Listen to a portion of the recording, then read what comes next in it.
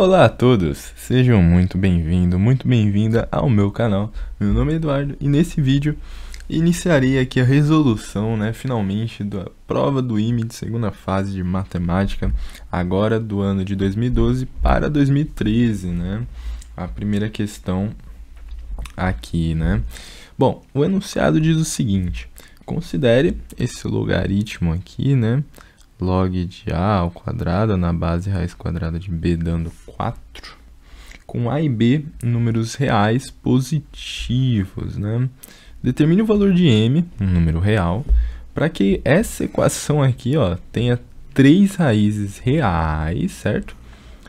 Em PA, em progressão aritmética. Bom, então vamos fazer o seguinte. Inicialmente, vamos pensar que, como a gente sabe que as raízes são, estão em PA, a gente pode dizer o quê?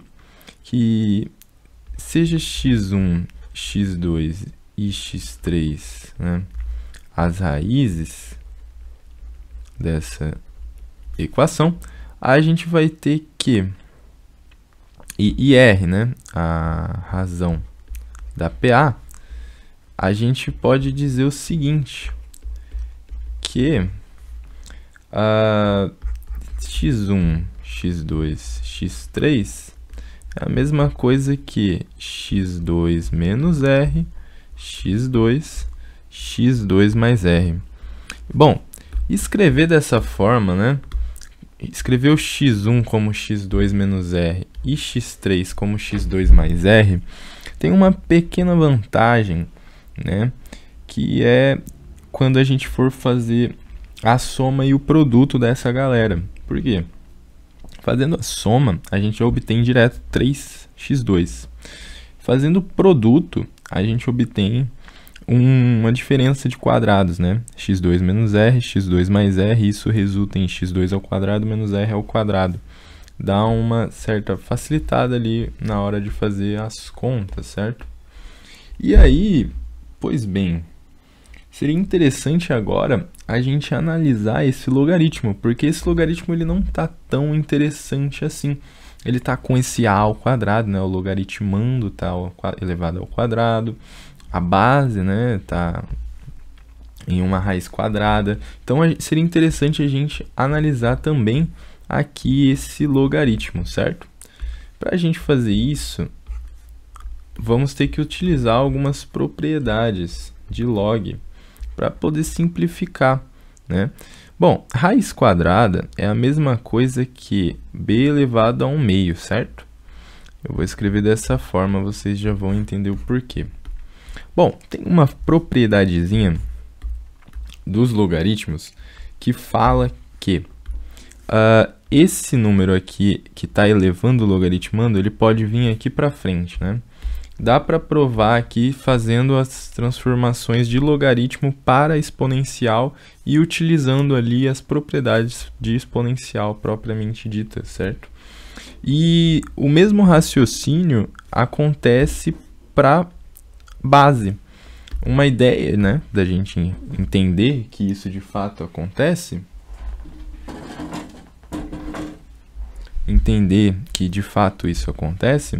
é pensar justamente quando a gente inverte, Quando a gente faz a troca aqui, a mudança de base, isso daqui daria o quê? B elevado a 1 meio na base a ao quadrado.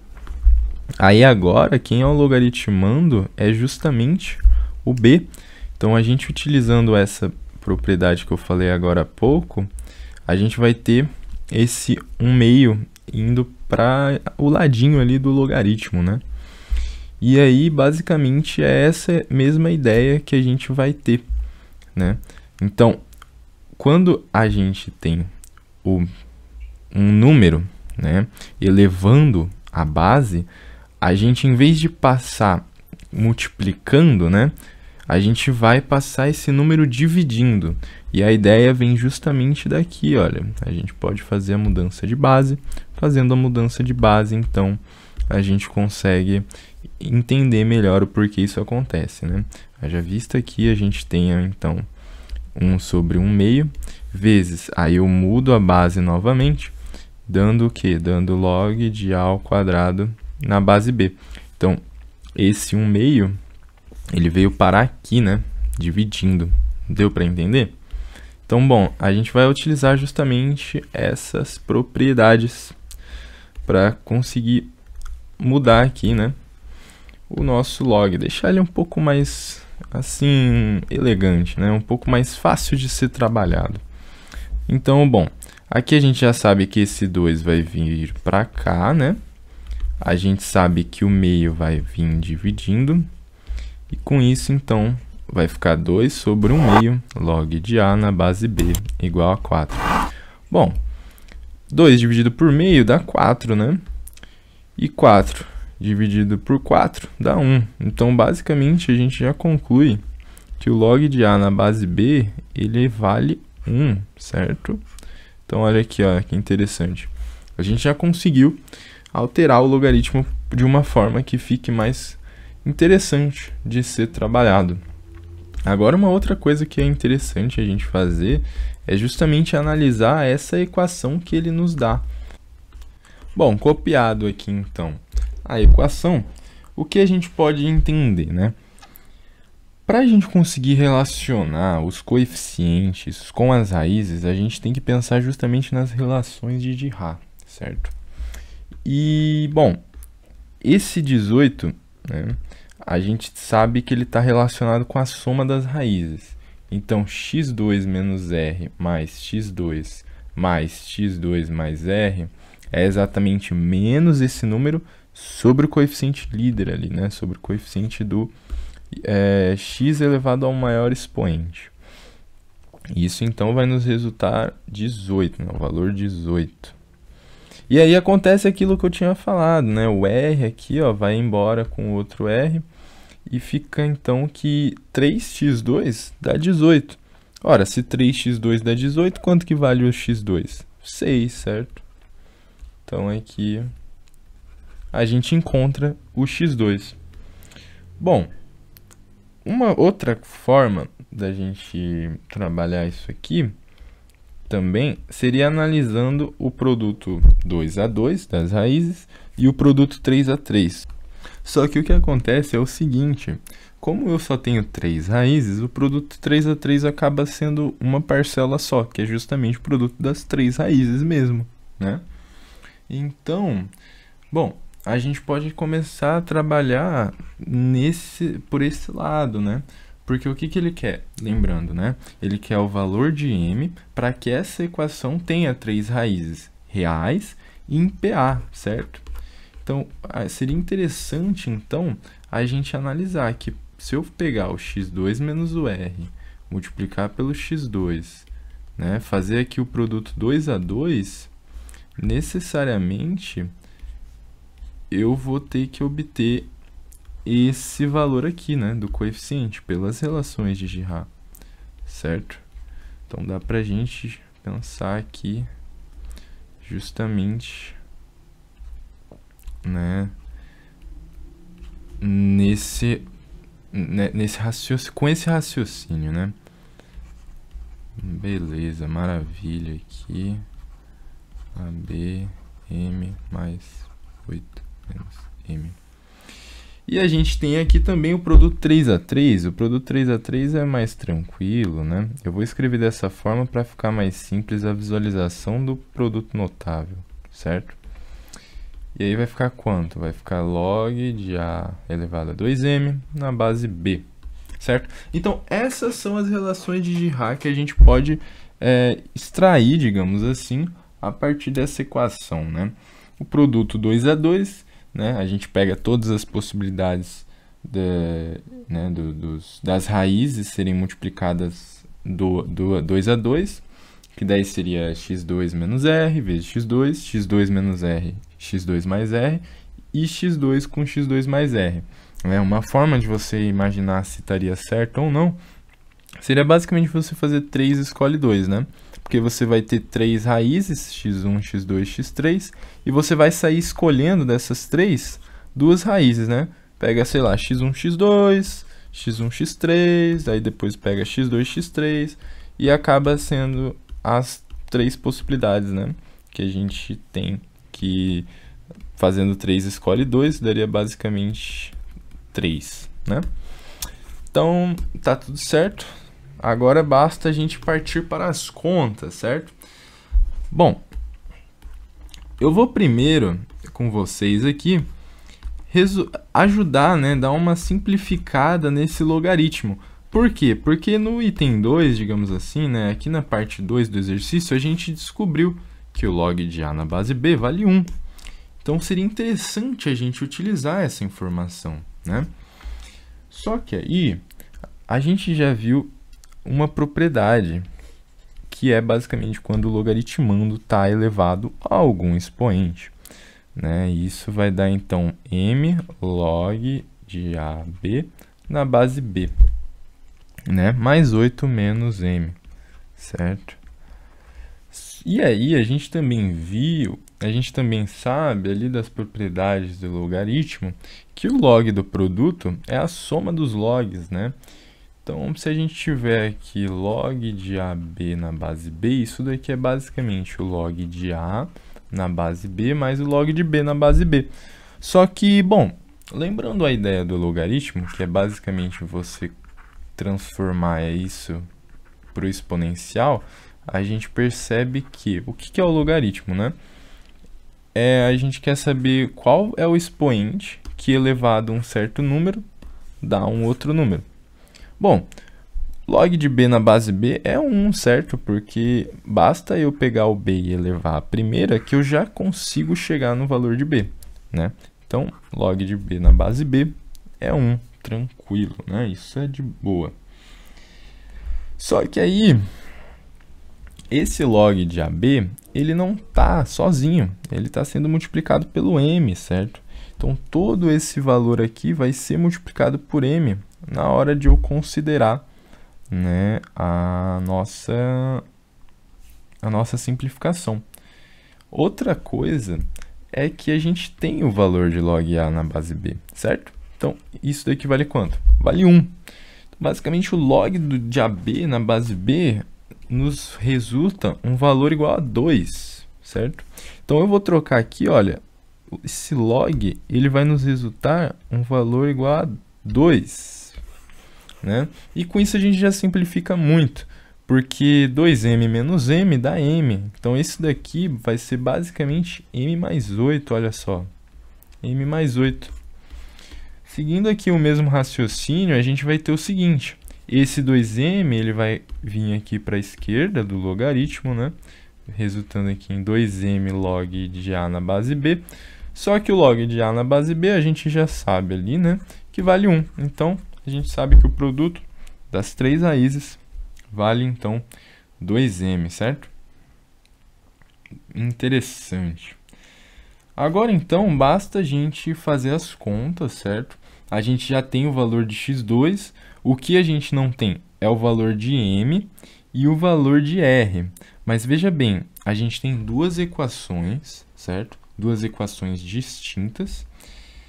E a gente também tem duas incógnitas para encontrar. Então, de certo, a gente vai conseguir sim resolver esse sistema, né? Então, bom, a gente vai fazer o seguinte. Já vou substituir aqui o x2, certo? Então, a gente vai ter duas equações, né? 6 menos r vezes 6. 6 menos r vezes 6 mais r é um produto notável, né? É basicamente aqui o quadrado do primeiro menos o quadrado do segundo. O quadrado de 6 vale quanto, né? Vale 36. Então, eu já vou aqui, olha, escrever 36, que é o quadrado de x2, menos o quadrado de r2. E aqui vai ficar 6 mais r, certo? Resultando em m mais 8. Bom, interessante notar o seguinte. Quando a gente for fazer a distribuição aqui, né, a propriedade distributiva, 6 vezes 6 dá 36. 6 vezes menos r, menos 6r, certo? Na outra, vai dar 36 mais 6r, concorda? E aí, menos 6R com mais 6R, zera, certo? Então a gente só vai ter ali o R quadrado igual a um valor dependente de M, né? Então aqui já ficou interessante essa equação. A equação de baixo, né, que a gente obteve a partir do produto das três raízes, vai ficar como? Vai ficar 6, que multiplica justamente a diferença de quadrados, ou seja, 36 menos R ao quadrado. E isso dá 2M. Bom, como na equação de cima só ficou dependente o valor de 36 menos R, né, quadrado, o que eu quero dizer com isso? Que não ficou aparecendo R a primeira. Esse valor a gente obteve na segunda equação. Então seria interessante, em vez de a gente chegar a encontrar o valor de R em relação a M, ou encontrar o valor de M em relação a R quadrado, não, a gente sabe o que pode fazer? A gente pode simplesmente pegar o valor da segunda equação, né? Qual o valor? O valor de 36 menos R ao quadrado, e substituir na equação de cima, porque assim a gente consegue o valor direto de M. Porque o que a questão quer? A questão quer justamente o valor numérico de M, né? Para que justamente o que a gente está aqui escrevendo, né, aconteça, né? Ou seja, as raízes estejam em PA. Então eu vou fazer isso, que vai facilitar bastante, né? Dividindo aqui pelos dois lados por 6, a gente vai ter 6 sobre 6 dá 1. Aqui vai ficar o 6, né? O famoso passar dividindo. 2 dividido por 6, a gente sabe que dá o quê? Dá 1/3, né? Simplificando aqui a fração. Então, eu obtive, a partir da segunda equação, o valor de 36 menos R ao quadrado em função de Mzinho. E aí eu posso substituir, então, já ali na primeira equação, que a nossa primeira equação, lembrando que eu aqui em amarelo já realizei a distributiva, fica então 36 mais 36 menos R ao quadrado, dá quanto? Dá M sobre 3. A gente obteve aqui, ó, da segunda equação. Aqui, outra distributiva, a gente obteve do 36, haja vista o 6R corta, né, com menos 6R.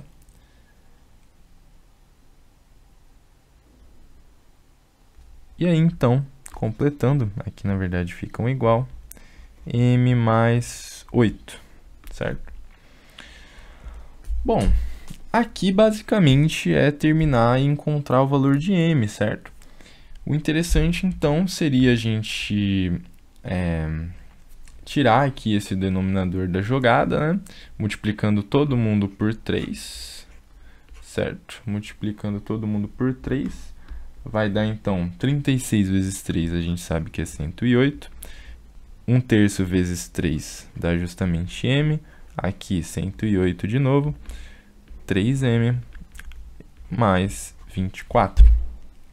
Realizando, então, aqui as contas, a gente vai ter que 2M é igual a, bom, 108 mais 108 menos 24, né?